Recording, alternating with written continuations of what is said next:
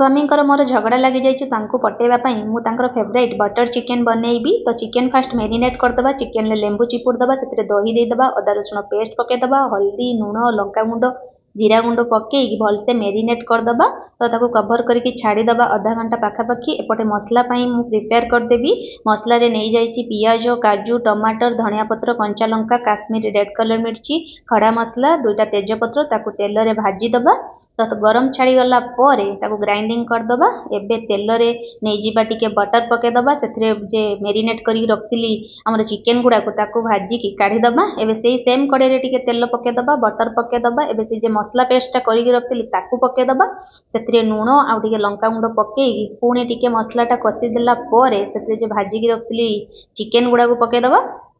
तो एबे आउ टिके पकईदे चीनी पकईदे आमर कस्तूरी मेथी पकईदे आमर बटर पकईदे लास्ट टे धनिया पत्र पकईदे। बस रेडी हो गला आमर बटर चिकेन मसला। तो केमती कौन देखा निहाती कमेंट करके जनइबे।